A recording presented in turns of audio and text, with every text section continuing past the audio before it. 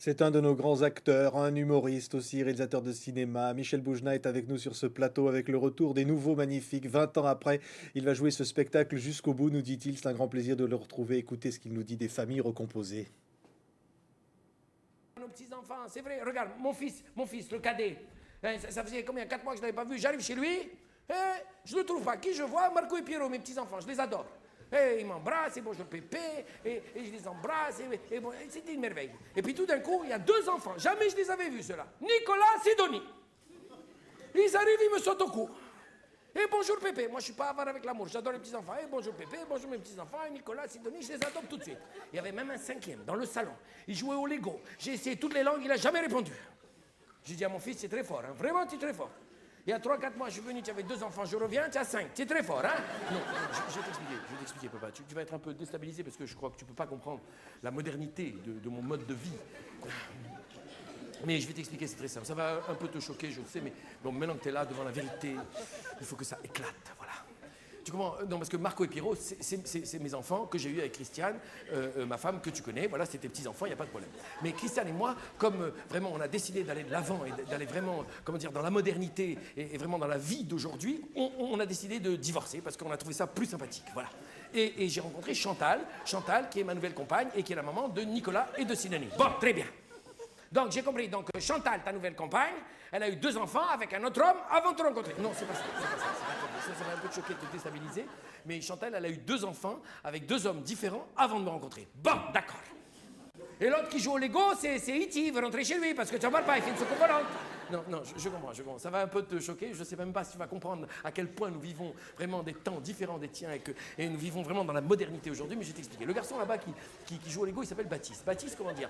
Je vais t'expliquer. Parce que Chantal, la maman de Sidonie et de Nicolas, donc elle a eu avec 2 hommes différents, qui est donc ma compagne aujourd'hui, quand elle a fait Sidonie avec un homme qui n'est pas le papa de Nicolas, puisque Sidonie est la demi-sœur de Nicolas, puisqu'ils sont de la même mère mais pas le même père, et ben, cet homme qui est donc le papa de Sidonie, il avait beaucoup de relations extra-conjugales. Et dans ces relations extra-conjugales, eh ben, il y a un enfant qui est arrivé qui s'appelle Baptiste. Baptiste qui est le demi-frère de Sidonie, qui sont le même père mais pas la même mère. Mais Baptiste, il aime beaucoup Sidonie. Et Nicolas, qui est absolument pas son demi-frère, qui considère quand même comme son frère et avec Sidonie. Et alors Chantal, au bout d'un moment, elle en a eu marre de cet homme qui avait beaucoup de relations extra-conjugales et elle l'a quitté. Mais comme Baptiste avait rencontré Sidonie et Nicolas, qui considèrent comme son frère et sa sœur, alors qu'il n'y a que Sidonie qui est sa demi-sœur, il est allé vivre avec elle. Et elle est venue vivre avec moi, avec Nicolas, Sidonie et Baptiste, avec Marco et Pierrot, qui sont absolument pas les demi-frères, ni de Nicolas, ni de Sidonie, ni de... Tu peux me faire un plan?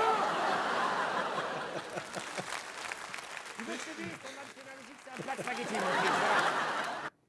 Voilà, on a gardé un extrait de ce spectacle, donc Les Nouveaux Magnifiques. Merci Michel Boujna d'être avec nous.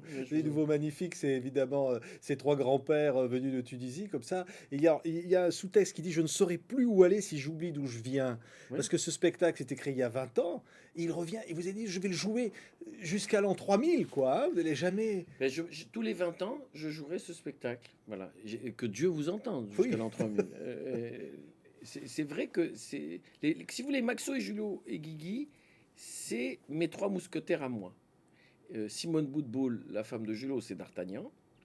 Et dans le nouveau spectacle, Shakespeare, c'est un peu Plancher. Voilà.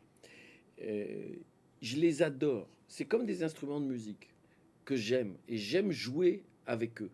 Et quand je prends leur voix ou leur caractère, je peux dire des choses que j'arrive pas à vous dire quand je Ouais. parle comme ça. Et grâce à eux, ben, je peux regarder le monde, je peux rire, je peux C'est pleurer. ça. Et donc, ce spectacle très actuel, c'est nouveau, hein, parce qu'évidemment, il y a des personnages qui arrivent, qui se sont ajoutés comme ça, hein. Ah ben, il y en a plein que j'ai enlevés. Et puis il y en a plein qui sont arrivés. Par exemple, bon, celui-là qu'on a vu, il y a Karen, la fille de Guigui, qui est enceinte, mais il n'y a pas de père. Et ça, il peut pas comprendre. Ouais. Lui, il croit que c'est parce qu'un homme qui va pas lui plaire à lui. Quand elle lui Ça, il y a dit- 20 ans, ça aurait pas marché, Ben hein. non. Et puis quand elle lui dit qu'elle l'a fait in vitro, lui, il croit que c'est un Italien. Il dit c'est Michele in vitro, Giuseppe in vitro. Quand elle lui dit que c'est une fécondation in vitro et qu'elle n'a pas eu besoin d'homme pour faire cet enfant, est-ce que vous imaginez un type de 85 ans à qui on dit tu vas être grand-père d'un enfant, il n'y a pas eu besoin d'homme pour le fabriquer. Oui. Lui, il se met en bas de chez sa fille, là, appuyé contre le réverbère, il met ses mains dans les poches, il secoue ses graines et il leur dit on a été délocalisé. On est au chômage technique. C'est terminé. On a été doublé par in vitro. Alors, à la fois, on rit parce que dès qu'il y a conflit, il y a rigolade, il y a humour, et en même temps, il est réellement désespéré, cet homme. Comment voulez-vous qu'il appréhende la modernité? Alors tout le spectacle est construit sur ce choc-là, Ouais. mais qui n'est pas un conflit de génération, qui est une histoire d'amour. Il aime ses enfants, il aime ses petits-enfants, Guigui, Julot, Maxo, mais Simone aussi. Et les petits-enfants aiment leurs grands-parents. Le problème, c'est que ils n'arrivent pas à se comprendre, parce qu'ils ne se comprennent pas. Ils n'ont pas les mêmes critères. Simone, elle a été mariée de force à 16 ans. D'accord? Ça ne veut pas dire que toutes les femmes de chez moi ont été mariées de force à 16 ans, mais elle, oui.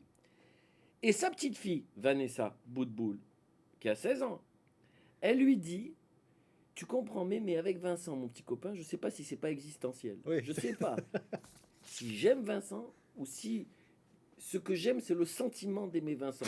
L'autre, elle n'a même pas compris qu'elle croit que c'est pas du français. Écoutez, justement, c'est l'extrait de ce spectacle, Michel Boujna. Vanessa. Bien sûr, mais rien ne va, mais... Non, c'est parce que c'est à cause de Vincent. Non, c'est mon copain. Non, parce que quand je l'ai rencontré, c'était l'été, tu vois. C'était magnifique. Je savais que c'était un amour impossible, alors ça renforçait l'amour. Ça le rendait encore plus dingue, plus fort. Parce que je savais que ça se terminerait, tu vois. C'était complètement passionnel, existentiel. Au fond, c'était pas Vincent que j'aimais, c'était le sentiment d'aimer Vincent. Tu comprends, mais pas tout, la vérité, pas tout. Hein? Et après, eh ben, mais, on a fait une grosse bêtise. Une grosse. Ah bon, une grosse? On peut réparer, on peut faire quelque chose que vous avez fait. Mais, on s'est revus, quelle erreur! Jamais, non, mais tu comprends pas, mais ce que je veux dire, c'est qu'on est tombé dans le quotidien. C'est une horreur, ça fait 6 mois qu'on est ensemble, on est un vieux couple maintenant, quelle horreur! Ça a tué la passion, j'ai découvert son vrai visage. Il est con, mais... Mais l'été, ça se voit moins.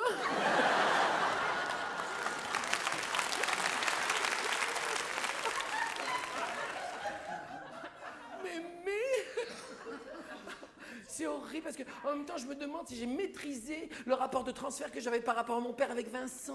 Est-ce que Vincent, c'est un objet transitionnel, substitutif? Est-ce que c'est un doudou? Est-ce que Vincent, comment dire, je suis avec lui parce que je l'aime ou parce que j'ai peur d'être seule? Je sais plus. Et je vais te dire, avec tout ce que j'ai vécu, hein, si j'arrive pas à remettre en cause maintenant ma vie, je suis une femme foutue, mais foutue. Pourquoi tu es assise sur le trottoir? Je préfère. Il y a des moments dans la vie, il faut s'asseoir, c'est mieux, hein? Regarde, va plus loin, j'ai besoin de rester seule un petit peu. Va, ma petite fille, va. Non, parce que là, ça suffit, vraiment, j'ai eu beaucoup d'informations, ça suffit, voilà. Okay, vous savez quoi, je suis resté assis sur le trottoir, vous savez combien de temps? 45 minutes. Vous savez comment j'étais sur le trottoir? Comme ça, je me balançais, comme ça. Toute seule, vous savez pourquoi je me balançais? Je me disais, à force de mélanger, ça va venir à l'endroit, je vais comprendre quelque chose. On va finir par comprendre quelque chose. C'est inspiré de quoi, Michel Boujna, ces dialogues comme ça? C'est aussi quelque part des souvenirs d'enfance, de votre enfance, de... C'est tout mélangé. Je crois que c'est une musique. Je suis comme un musicien. C'est des notes que j'ai entendues, c'est des images que j'ai enregistrées petit, c'est des images que je me suis fabriquées. Au fond, quand on écrit des histoires, à force d'inventer, on ne sait plus d'où ça vient. On croit qu'on l'a vécu, et puis on se rend compte qu'en fait, on l'a pas vécu. Donc c'est une espèce en arabe, on dit une slata meshouya, ça veut Ouais. dire une salade mélangée, comme ça, où il y a tout qui se mêle, l'invention, l'enfance, les souvenirs, le désir. Et puis, peut-être que à force de me mettre dans la peau de ces personnages, je deviens comme eux, je pense comme eux, comme si j'étais fou, vous Ouais. voyez? Polyschizophrène. Parce que vous les aimez profondément. Ah oui. Hein, vous dites, je ne pourrais pas m'en séparer.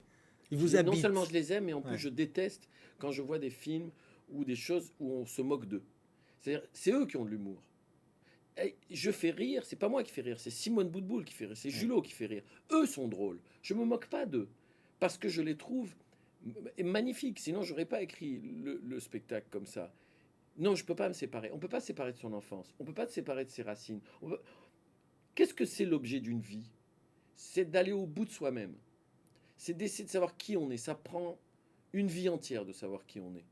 La chose que je sais, c'est que une partie de moi, c'est ça, Ouais. monsieur. Vous comprenez? Ouais. Ça, c'est une partie de ce que je suis. Mais il n'y a pas que ça. Il y a mes lectures, il y a ma vie en France, il y a ce que je vois justement de la modernité, il y a la manière dont je vous parle maintenant. Il y a ce type qui essaye tout le temps de réfléchir, de comprendre ce qu'il fait, tout ça.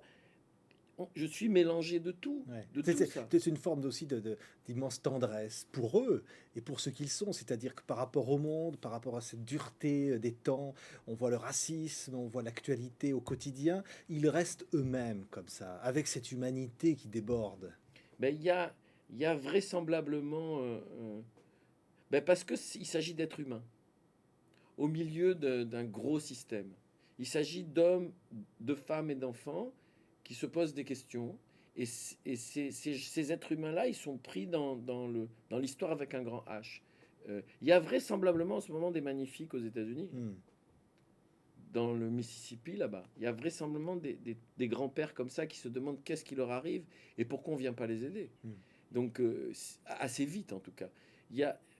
Mais quand on est comme ça, c'est trois petits vendeurs de pantalons, hein, ils sont pas riches, hein, les magnifiques. Ouais. On est forcé d'avoir de l'humour. Parce que l'humour, ça coûte pas d'argent. Ouais. Parce que l'humour, ça fait survivre. Parce que quand on est dans la merde, il y a des moments donnés où cette petite dérision, ce qui nous fait rire, nous aide à tenir le coup et à survivre. Moi, je suis profondément persuadé, chaque fois que j'ai partagé des moments difficiles avec des gens pauvres, et je sais ce que c'est, la pauvreté, chaque fois, il y avait de l'humour. Chaque fois, il y avait cette espèce de sourire. J'étais en Afrique, par exemple, qui est un continent décimé aujourd'hui par les guérillas, les guerres tribales, le sida, la famine, la sécheresse. C'est terrible, terrible. Bon. J'étais avec des Africains, ils n'arrêtaient pas de rire.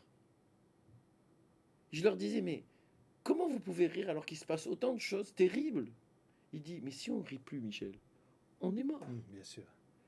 La preuve qu'on est encore en vie, c'est notre rire. Qui est, en plus, c'est un rire tellement beau quand il rit. Donc, l'humour, c'est pour ça que j'aime pas quand on se moque. J'aime quand c'est les personnages qui font rire. Ouais. Michel Boujna.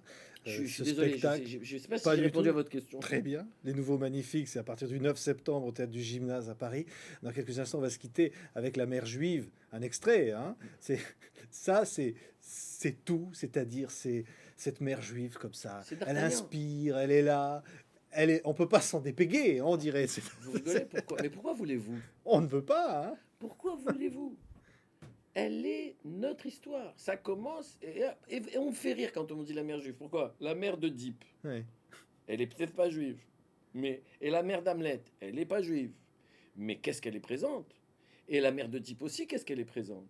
Donc, la mère, la différence entre la mère juive et une autre... Pourquoi vous croyez que les mères qui sont pas juives, elles aiment moins leurs enfants que les mères juives? C'est faux. Ouais. Elles sont moins, amoureuses de leurs enfants que les mères juives? C'est faux. Simplement, c'est une question d'expression. Toutes les mères sont pareilles. Quand je parle de la mienne, forcément elle est juive parce que je suis juif. Mais moi, je parle de ce qui nous rassemble, pas de ce qui nous différencie. Je parle de ce qu'il y a de commun entre cette mère et toutes les mères. D'ailleurs, c'est pour ça que depuis 26 ans, je fais ce métier seul sur scène et qu'il y a encore des gens qui viennent me voir. C'est parce que je parle de ce qui nous rassemble. Je parle de ce qu'on a en commun. Je parle de ce qui fait de nous des êtres humains, juifs ou pas juifs. Je ne sais pas, moi je crois qu'une mère qui emmène son fils à l'école le premier jour, qu'elle soit juive ou pas juive, vous croyez qu'elle n'est pas inquiète? Elle est la première à la sortie, voir comment son fils il est à 4 heures, s'il n'a pas pleuré toute la journée, si elle n'a pas manqué, si machin. Et moi j'ai été à des réunions de parents d'élèves quand vous savez les enfants ils passent en classe verte. Ils partent 2 jours ou 3 jours en classe verte. Vous croyez qu'il n'y avait que des mères juives qui posaient des questions? Il y en avait une, et elle a voulu l'architecture. Et elle s'appelait Madame Brajon. Hein. C'est-à-dire, elle était, on ne peut plus, elle était très très catholique. Mais vous pouvez pas imaginer les questions qu'elle a posées. Mais même une mère juive, elle n'aurait pas pensé à ça. Sauf que on s'exprime pas pareil. Sauf qu'on n'emploie pas les mêmes mots pour parler du même amour. Mais il s'agit du même amour. Merci. Jamais il faut se séparer de ça. Merci Michel Boujna, au Théâtre du Gymnase, à partir du 9 septembre avec les Nouveaux Magnifiques. On se quitte donc avec elle. Oui, elle, D'Artagnan, Simone Boutboul, je l'adore. Mais chez nous, on a un gros problème avec les mères, voilà. C'est-à-dire le type qui survit. Et une mère juive, il est très fort. C'est vrai, c'est-à-dire que les mères chez nous, elles sont tellement présentes que si, par exemple, la femme d'un type comme nous, le soir, quand il rentre, elle met un déshabillé noir, avec des bas noirs, et des porte-chatelles noirs, sur des draps de satin noir. Le juif tunisien rentre chez lui, il la regarde comme ça, il fait « Pourquoi noir? Il est arrivé quelque chose à ma mère ?»